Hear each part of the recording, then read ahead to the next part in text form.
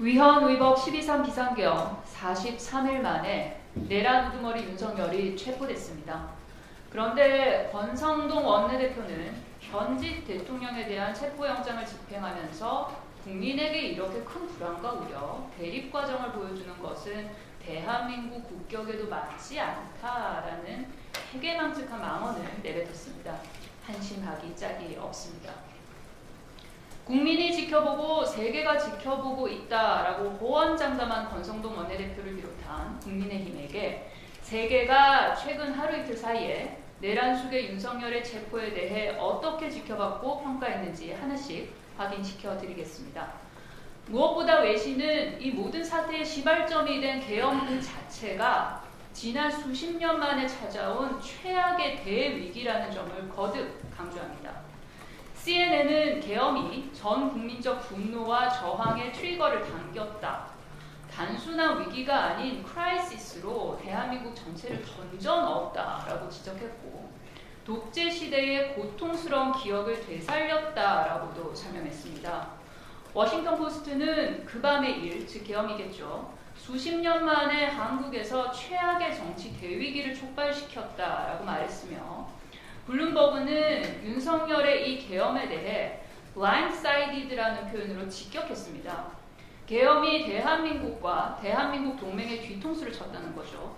뿐만 아니라 주식시장 요동치게 했고 수십 년 만에 최악의 헌법적 대위기를 촉발했다라고 언급했습니다. 또한 이 같은 위헌 위법 비상계엄 선포에 따른 내란죄가 얼마나 중대한 범죄인지를 설명합니다.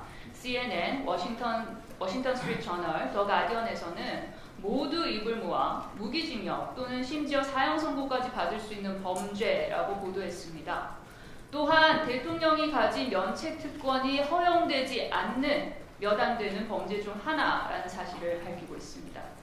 특히 더 가디언은 왜 윤석열의 체포가 중요한가라는 소제목을 달고 아직 기소 전이긴 한데 윤석열의 혐의는 심각하다라고까지 말합니다. 게다가 여러 주요 외신은 윤석열에 대한 체포영장 발부 사유 역시 정확히 전달하고 있습니다. 특히 CNN과 워싱턴 포스트는 공수처가 3번이나 조사를 위한 소환을 요청했지만 윤석열이 이를 모두 거부했다는 점을 짚고 있고 여기에 덧붙여 각각 헌재의 탄핵심판 첫 변론이 윤석열의 불출석으로 고작 4분 만에 끝났다는 점을 여러 차례에 걸쳐 강조했습니다. 아울러 윤석열이 숨어있던 한남동 관저에 대해 뉴욕타임즈와 CNN, 영국의 BBC까지 fortified, 요새화됐다라는 표현을 반복해서 사용하며 윤석열 측이 차량을 동원하고 철조망을 설치하고 숨어서 버티려고 하는 모습을 아주 구체적으로 묘사했습니다.